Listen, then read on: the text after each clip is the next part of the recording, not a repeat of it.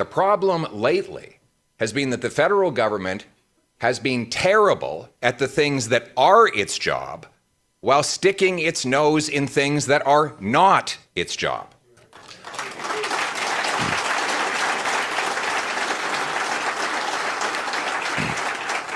For example, on defense, borders, immigration, criminal law, interprovincial pipelines, just to name a few, the federal government has failed brutally. And by the way, they admit this now. Those are all federal responsibilities. And yet, they have had the audacity to impose themselves on provincial areas like taxing industrial carbon, seizing people's hunting rifles, and blocking oil and gas projects that are strictly within provincial jurisdiction. Thank you.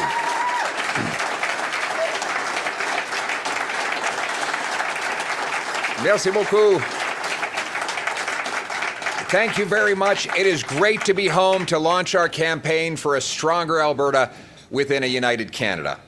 And speaking of home, 104 years ago, this building was home to our veterans, a clubhouse for the Great War Veterans Association, a place for Calgary's heroes to gather, tell stories, support each other, and mourn the brothers who did not return. The ghosts of Canadian heroes walk these halls. Among them, young men who left rural Alberta to fight for Canada in faraway lands. Farm boys who put down their spades and picked up their rifles. Their mothers kissed them goodbye at train stations in small Alberta towns like Innisfail, Hanna, Olds, High Prairie, and watched through teary eyes as the locomotive pulled away across the expansive prairie horizon, many of them never to return. Those that did return from the battlefield to the farm field would then survive the Dust Bowl, see their children fight another world war, pay off the country's entire war debt, and hand to the next generation the richest and freest nation on earth. Century farm plaques at the end of rural Alberta laneways still stand as monuments to the legacies they left their great-great-grandchildren who still plow the same soil. Those farms and this country are here today because no matter the hardship, they never gave up on Canada, and neither should we. They fought for Canada, and now we must fight for Canada.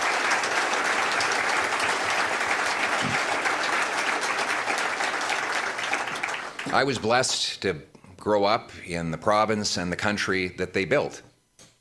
Among my earliest memories are attending the medal ceremonies at the 1988 Olympics here in my hometown of Calgary. I remember standing downtown looking at the ceremonies. I was a 9-year-old boy watching athletes step onto the podium to accept their awards under the Canadian flag. I remember Brian Orser winning the silver medal in skating and Elizabeth Manley delivering one of the most memorable performances in Canadian history. Like millions of Canadians, I felt overwhelming pride seeing our country celebrated around the world. And growing up here, I felt something else. Pride in Alberta. Pride to be a Calgarian. Pride in the thousands of volunteers. Pride in the entrepreneurial spirit that built this city from a prairie grassland to a global energy capital. Pride in the workers, ranchers, roughnecks, farmers, and small businesses who made this province the engine of Canada's national economy. My attachment to Alberta grew from long days playing on the outskirts of Calgary, the endless horizon, the big sky, the foothills rising to the Rockies. That drive on Highway 1, on prairie land that slowly starts to move up and down as you reach the foothills. And then all of a sudden, you reach the peak, and the majesty of the entire Rocky Mountain range appears before your eyes like a work of art put there by God. Living on the edge of Calgary, where city met country, I grew up with the spirit of Alberta. I love this province.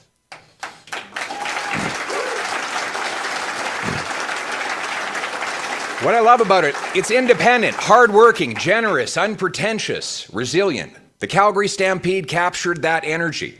As a kid, I worked moving trash off tables at a concession, and I saw how the Stampede symbolized the spirit of the West. Earning success, not inheriting it. Building things, not blocking them. Taking risks, not asking permission. Freedom, not freebies. The spirit of freedom and opportunity that settled the West has, for most of Alberta's history, thrived within a united Canada. Alberta became a province in 1905 because Confederation promised to marry autonomy over local decisions with shared strength of pan-Canadian trade, defense, population, and landmass. The win-win of Confederation was really crystallized in the British North American Act, often called the B&A. The B&A is Canada's DNA. It's a different kind of constitution than most countries. There are no lofty ideals expressed, no grand statements. It's an org chart. It's a who does what manual. It's a summary of what the provinces and the federal government should separately do as part of the common project of Canada.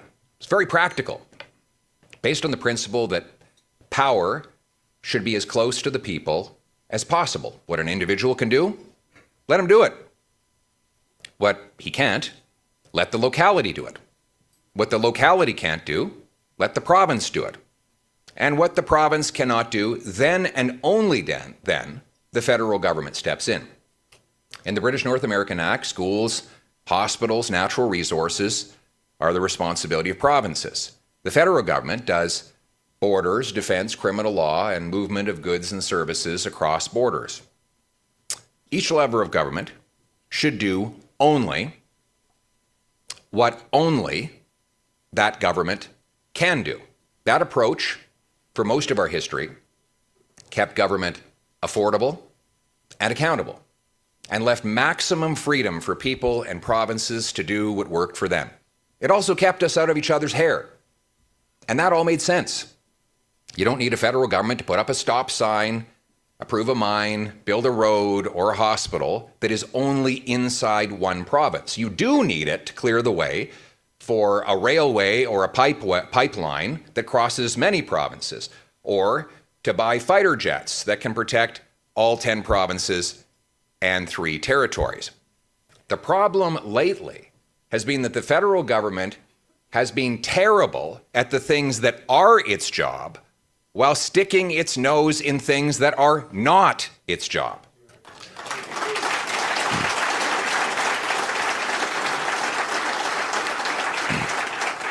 For example, on defense, borders, immigration, criminal law, interprovincial pipelines, just to name a few, the federal government has failed brutally. And by the way, they admit this now. Those are all federal responsibilities.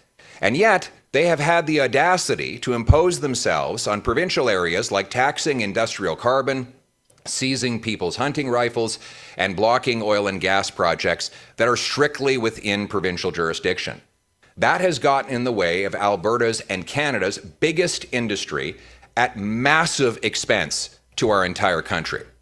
While these intrusions drive our country apart, a destructive ideology has tried to erase the things that used to bring us together, downgrading and denigrating our common identity and history by canceling our symbols, shaming our heroes, dividing us by group, and promoting a post-national state leaves less holding us together and more driving us apart. We must be prepared, my friends, to have some honest conversations over this next several months. You see, a country is a lot like a family. And every family has problems. Families fail not because they argue about those problems, but they fail when they sweep those problems under the rug and pretend they do not exist. The problems don't go away. They get bigger. Those who cause the problems in Canada today will tell you to pretend those problems don't exist, and they will denounce as unpatriotic anyone who speaks honestly about them. Doing that in this referendum would only drive people further away. If you want frustrated Albertans to vote for Canada, The absolute worst thing we can do is dismiss their legitimate grievances and thus signal there's no hope of fixing them at all. Here are the undeniable facts. 10 years ago, under the leadership of a great Albertan, Stephen Harper, there was no separatist movement in Alberta. When Mr. Harper left office, the Parti Québécois had been defeated, and the Bloc Québécois had been reduced to 4 seats. It didn't even have party status. We thought referendums on separation were a thing of the past. Today, 10 years later, hundreds of thousands of Albertans have signed a petition to leave, and polls put the separatist Parti Québécois in first place in Quebec, running on an explicit platform of separation. How did we get here?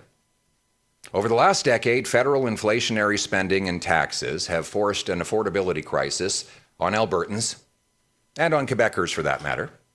The Liberal Party carried out a publicly stated plan to phase out Alberta's biggest industry using anti-development laws that are still in place today.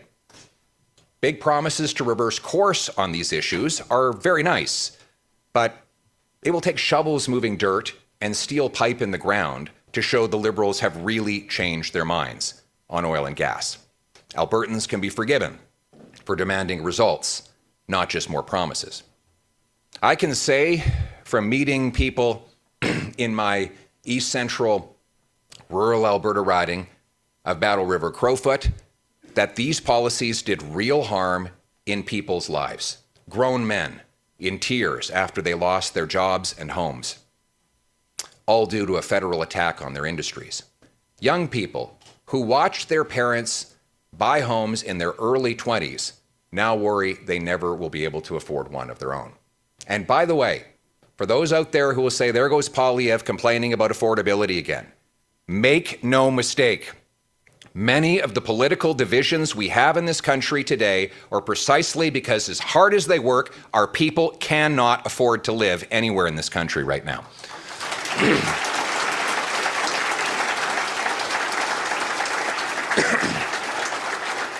Beyond that, Liberal governments have intruded into provincial jurisdiction, seizing the lawful firearms of law-abiding Alberta farmers, First Nations, and rural people.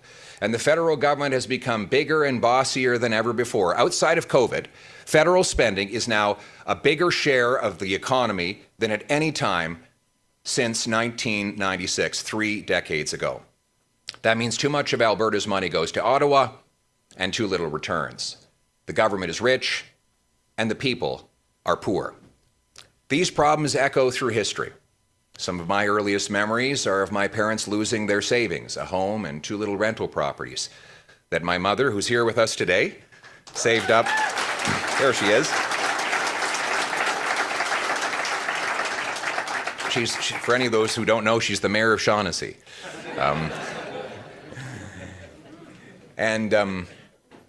Shaughnessy, the neighborhood where we grew up. We moved there, though, after we lost our home in Deer Run, and she lost her 2 little rental properties that she'd spent her 20s and 30s saving for.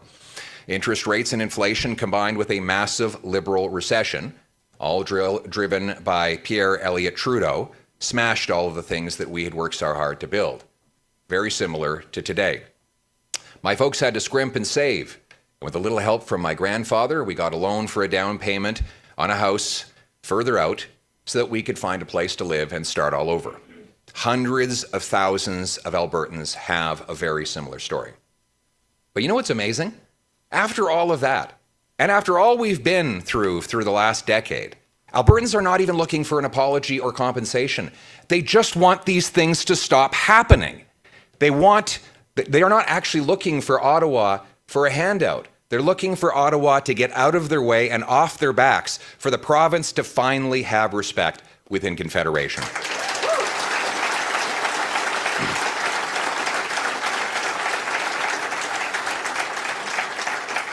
And the truth is that is easy to do. We've done it before.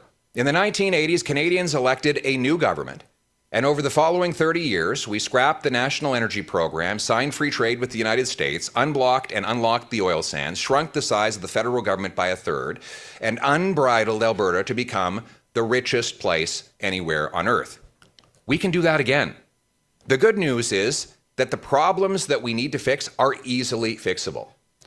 And what I would say is listen carefully to the concerns of those who are saying they want to leave. And you will find that they do not have a problem with their fellow Canadians or even with Canada itself. They have a problem with the federal government. We don't need a different country in Alberta. We need different government policies in Ottawa.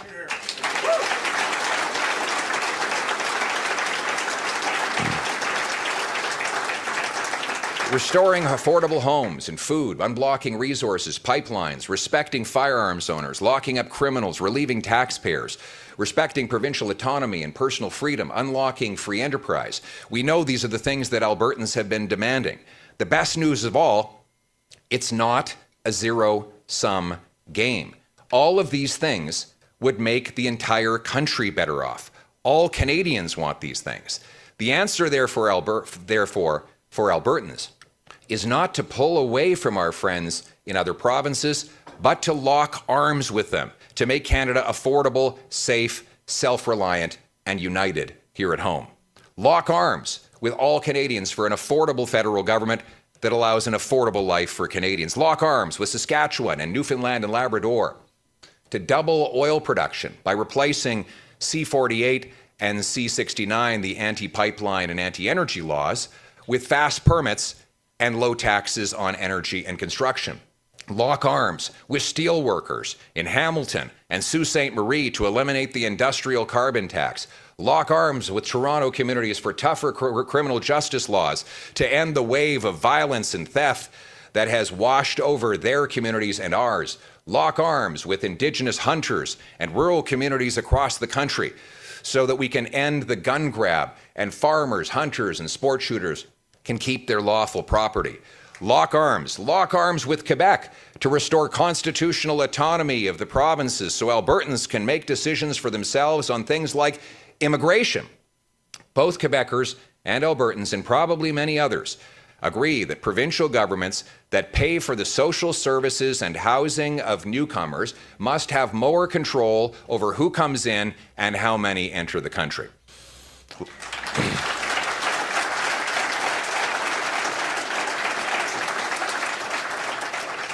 Locking arms with other provinces is a practical, realistic path to a stronger Alberta within a united Canada. La solution pour les Albertains, ce n'est pas de couper des liens avec nos compatriotes à travers le Canada. La vraie solution, c'est de faire des alliances avec d'autres provinces, de s'unir pour rendre le Canada plus abordable, plus sécuritaire, plus autonome et plus uni. On doit s'unir pour réduire le coût du gouvernement et réduire le coût de la vie. Un gouvernement abordable serait une vie abordable pour les Canadiens. On doit s'unir avec le Québec pour rétablir l'autonomie des provinces, y compris sur l'immigration, parce que les provinces qui doivent payer la facture pour le logement et pour les programmes sociaux devraient contrôler qui est permis d'entrer dans nos territoires. Thank you. And by locking arms with all of those people, by building these alliances, we can achieve the things that Albertans and Canadians want to have together. We have to ensure that Albertans are able, just like Quebecers, to be masters in their own houses. And now, I have a message for everyone who's participating in this debate. A message on how we treat each other. I want to speak to Canadians across this country. As we debate the fight for a united Canada, we must remember that those who are choosing separation from Canada are not our enemies. They are our fellow citizens, family members, loved ones, business partners, neighbors, friends. Demonizing people who have lost hope in Canada is no way to restore it. Name-calling, fear-mongering, and ostracizing will only worsen and broaden the divide. A better way is to listen, understand, persuade, and address the easily solvable problems they are asking us to fix. Nor will threats work. We should not just tell Albertans how bad it would be to have separation. Let's instead talk about how great it can be if our country is truly united and respectful of Alberta.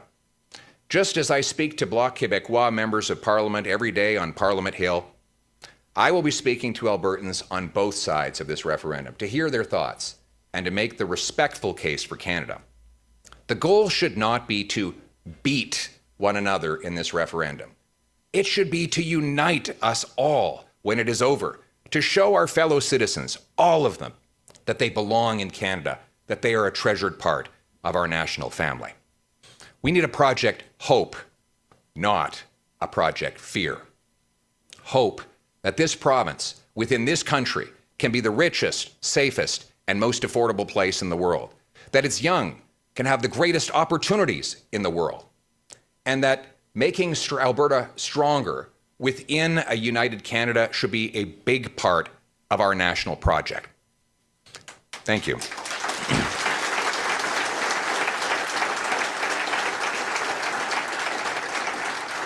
And now, if I could speak to Canadians from other provinces, I encourage you now more than ever to reach out to Albertans.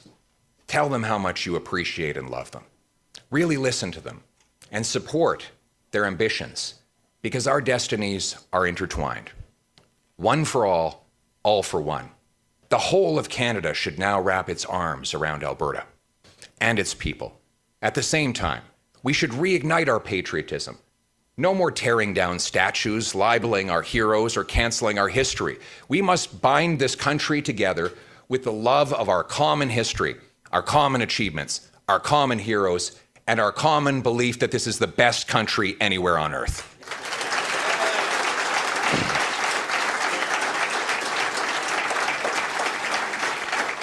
We must be a country that sings its songs, tells its stories, and waves its flags.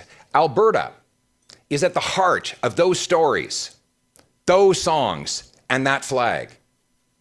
And now, a message to my fellow Albertans. Let me speak directly to you.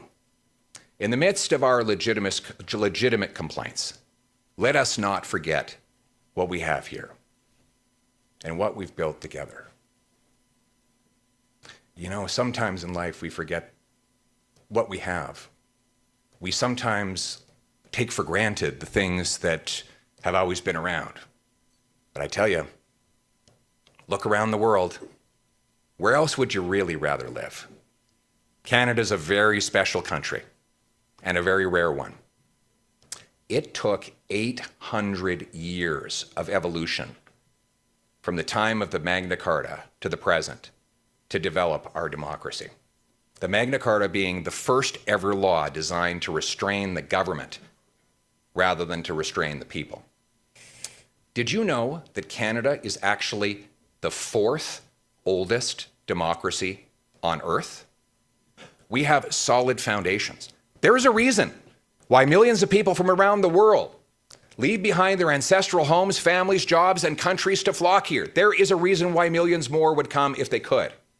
And that reason is that there is no better country anywhere on planet Earth than Canada. Sure, we can and should complain about our government. But Canada is more than a government. It is a land, a flag, a common defense, laws, borders, folklore, stories of heroes and hardship, a promise passed down from those who came before, upheld by those here now, and handed to those who come next. A promise is what the country offers all of us. It's a promise of a government that is servant and not master. A promise of free people, free speech, and free markets. A promise of meritocracy, not aristocracy. A promise that anyone from anywhere can achieve anything. A promise for which the soldiers, sailors, and airmen of Canada sacrificed. A promise that is precious and rare. Making Canada was hard. Before we risk it, let us remember the Albertans who sacrificed to provide this inheritance. The people who, through hardship and heroism, never gave up on Canada. The brilliant engineers and roughnecks who extracted the miracle molecules out of muddy bitumen to power our lives, they never gave up, so we should never give up. The traders who followed the winding rivers across the unmapped prairies to build the lonely forts which would become our future cities, they never gave up, and neither should we. The pioneers whose calloused hands plucked the weeds and moved the rocks to turn raw dirt into fields of golden grains, they never gave up, and we should never give up. The mothers who fought starvation so their babies would survive the Great Depression and the Prairie Dust Bowl, they never gave up, so we should never give up. The Cree code talkers from Alberta who saved countless Canadian lives during the Second World War, relaying battle plans in their language to outsmart Nazi interceptions, they never gave up, so we should never give up. The veterans at the Wainwright Legion who told me that I should do as they have done, which is to fight for Canada and never give up. The warriors who built this Legion and haunt its halls. And the brothers that did not return, they never gave up, and neither should we. The Canada for which they died is the Canada for which we must live. Thank you very much.